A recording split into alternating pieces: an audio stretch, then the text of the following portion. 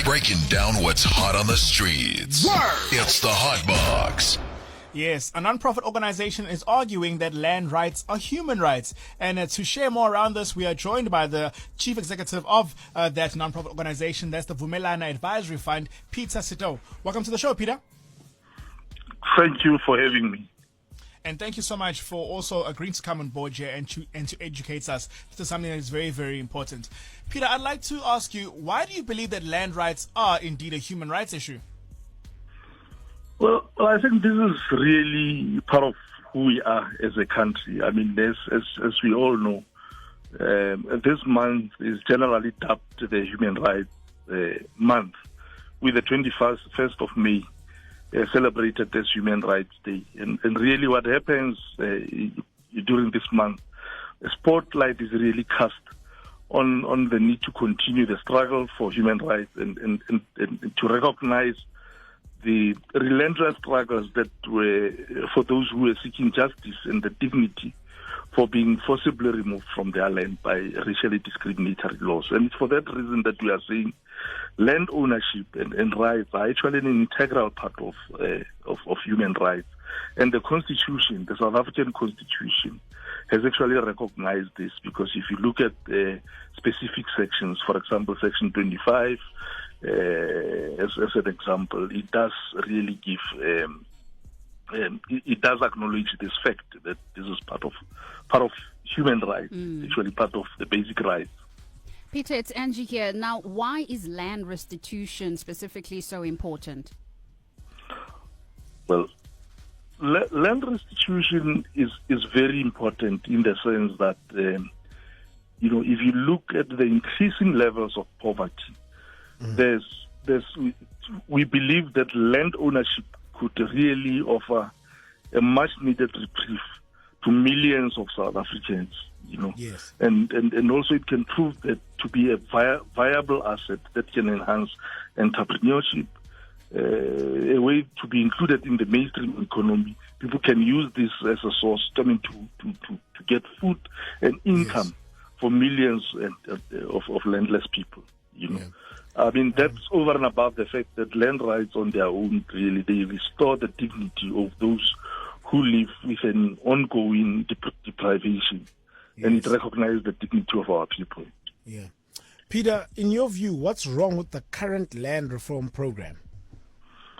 Well, there are a lot of reports really on this aspect, and just to quote one is what is normally referred to as the Motlanthe report. And it concludes that, amongst others, the land reform is facing a number of challenges, ranging from corruption within the system, infightings amongst the communities, lack of capacity, for example, within government, lack of post-settlement support, as one of the challenges that are really facing us. Lack of resources. I mean, we must accept that there's a huge demand on the government fiscus. We cannot just rely on government to fund land reform. So we need to, as a country and as South Africans, to think out of the box in terms of how can we make land reform a reality and how can we make it work for South Africans. Sure. Peter, it's Lindy here. I mean, speaking about thinking out of the box, once we have the land, how do we then use it to actually unlock economic opportunities? Well, the reality is at the point when people get the land, especially our people, as part of the restitution program, they do not have access to skills. A lot of them don't have the required skills. They don't have access to finance. They don't have access to markets. And we argue that partnering with the private sector is the most expedient way in which we can address some of these challenges. So in a sense, as a country, we must embrace the whole notion and support the whole notion of community-private partnerships in order to ensure that we can start using some of these land parcels more responsibly, sustainably, and in the best interest of our people. And let's speak about water rights, Peter. How has that actually impacted land reform?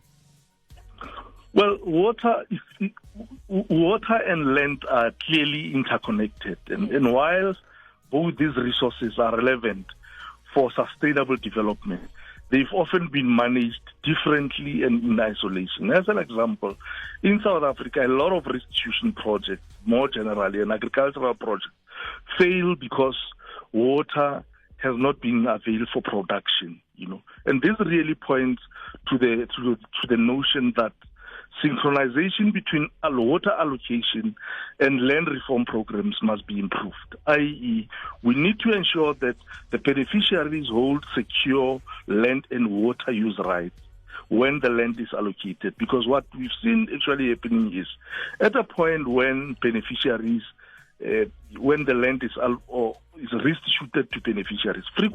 This does not go hand in hand with water use rights. So you have a situation where people have got the land, yet they don't have access to water use rights, meaning they can't efficiently and sustainably work the land, So we are arguing that it is important that the two processes must be fused so that there is synergy to make sure that into the future, when land is restituted, or when the land restitution rather, should run concurrently with the provision of water use licenses for the beneficiaries. All right, then. Thank you so much for joining us today on the show. We're joined there by Peter Sado, Chief Executive of non-profit organization, the Vumelana Advisory Fund, who are arguing that land rights are indeed a human rights issue.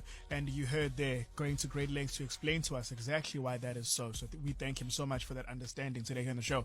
Have your say as well, please, around this. The WhatsApp line is always open. Send a WhatsApp text there, and the number is 0